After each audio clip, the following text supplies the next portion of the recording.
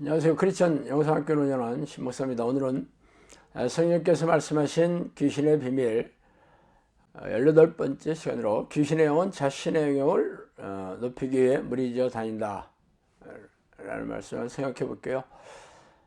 귀신이 떼를 지어 다니고 있다는 말은 거라사 광인의 경우를 보면 알 수 있죠. 예수님께서 그들의 이름을 물어보자 그들은 자신들의 많은 숫자로 대답하고 있죠. 전능하신 하나님이신 예수님께서 그들의 이름을 알고 싶었던 것이 아니라 귀신들이 수천 마리씩 무리를 지어 사람의 몸에 잠복하고 있다는 사실을 성경에 기록하게 하여 후세에 알리고 싶어 물어본 것입니다. 그렇다면 왜 그들이 무리를 지어 다니는 것일까요? 한두 마리씩 다니는 것보다 훨씬 더 많은 영역을 점령하여 확보할 수 있기 때문이죠. 성령께서는 이에 대해 그들이 하나님을 두려워하고 성령의 능력으로 귀신을 쫓아내는 이들을 무수하기 때문에 무리를 지어 들어오거나 나간다고 말씀하신 적이 있었어요. 그러나 서양 사람들은 말할 것도 없고 성경에 이들의 존재와 공격에 대해 명백하게 기록되어 있음을 잘 알고 있는 크리스천조차도 이들의 정체에 대해 관심조차 없으니 기이한 일입니다. 귀신들이 사람의 몸에 들어와 조종하고 자기의 존재감을 드러내고 자신의 의를 높이려고 애쓰고 있다고 하신다는 거죠. 실제적으로 사람의 입을 통해 말하는 귀신들의 얘기를 들어보면 귀신들은 잠복해 있는 사람을 조종하고 마음대로 하고 있다는 것을 과시하는 말을 끊임없이 내뱉고 있습니다. 다음으로 성령께서는 학식이 있는 자들이 귀신의 접촉이 많다고 말씀하셨어요. 성령께서는 학식이 있는 자들이 귀신과 접촉을 많이 하고 있다고 말씀하셨는데 왜 그런지 그 이유를 아는 게 어렵지 않습니다. 학식이 많은 사람들은 자신의 학식을 남에게 드러내기 좋아하며 자신의 주장을 관철시키려 하고 있죠. 그래서 귀신들은 이들의 교만과 고집을 이용하여 속이고 있습니다. 학식이 별로 없는 사람들은 자신의 주장을 쉽게 내려놓고 혹은 남의 주장에 수긍하기 일쑤이죠. 그러나 귀신들은 학식이 많은 사람들의 머리를 타고 앉아 자신들의 생각을 넣어줘 속이는 계략을 많이 쓰고 있어요. 그래서 종교 지도자인 신학자들이나 목회자들에게 들어가려고 애쓰고 있어요. 예수님 당시의 바리새인과 서기관, 제사장들 혹은 율법 교사들은 죄다 성경 지식에 해박하였기에 이들을 조종하여 지대한 영향력을 행사했습니다. 그래서 예수님이 이들에게 독사의 새끼라고 저주하시면서 이들이 들어다니면서 교회 난사를 만들면 2배나 지옥 자식을 만든다고 책망하셨던 이유죠. 안타깝게도 귀신들은 현대교회 지도자들을 속이는데 성공했습니다. 그래서 교회 내에서 귀신에 대한 설교나 가르침을 들어볼 수가 없어요. 이들이 성경 지식은 해박하지만 귀신의 정체나 공격에 대해 아는 게 거의 없다는 사실이 기이하지 않습니까? 예수님과 사도들은 죄다 귀신에 대해 잘 알고 싸워 이겨야 한다고 권면하고 있는데 반해서 말이죠. 다음으로 성령께서는 종말론자들은 지옥의 권세에 붙잡혀 있다고 말씀하셨습니다. 종말론자의 사전적인 정의로 이 세계와 인류가 파멸을 맞이할 것이라고 믿는 사람들을 말하고 있죠.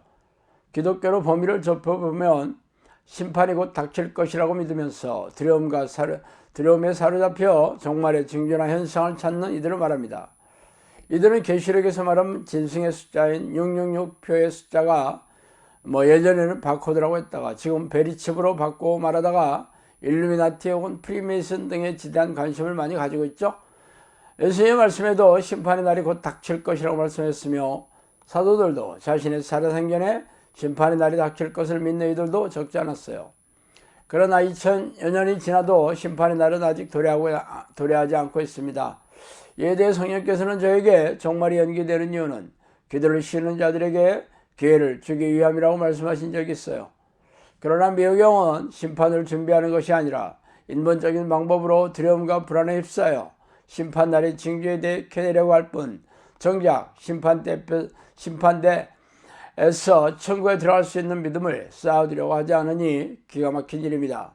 두려움이나 불안, 걱정과 염려는 하나님을 믿지 못하는 불신앙의 죄로서 이는 귀신들이 넣어주는 생각이에요. 이런 부정적인 생각을 받아들이면 평안과 기쁨이 사라지고 믿음이 온데간데 없어지고 말죠. 귀신들의 공격은 죄를 짓고 믿음을 잃어버려 하나님에게서 떠나게 하는 것입니다. 그런 영혼들은 죄다 귀신들의 먹잇감이 되기 때문입니다. 다음으로 성령께서는 귀신을 방해하는 방언 노래, 영서, 성령춤도 악한 영들의 수작이라고 말씀하셨어요. 귀신들은 하나님을 만나는 기도를 집요하게 방해하고 있지만 그래도 기도를 하려고 애쓰는 교인들에게는 비성경적이고 신비적인 현상을 주어 속이고 있습니다. 성령께서는 구체적으로 방언 찬송이나 영서, 성령춤이 귀신들이 속이고 있는 현상이라고 콕 집어서 말씀해 주셨어요. 저도 평신도 시절에 방언은 물론 방언 찬송까지 유창하게 했습니다. 방언 찬송이란 찬송을 부를 때 혀가 꼬이면서 자신이 원하지 않은 그런 말로 찬송을 부르게 되는 현상을 말하죠. 박자나 음정도 제멋대로 부르게 됩니다. 그때는 이 방언 찬송이 성령께서 주시는 은사인 줄 알았어요.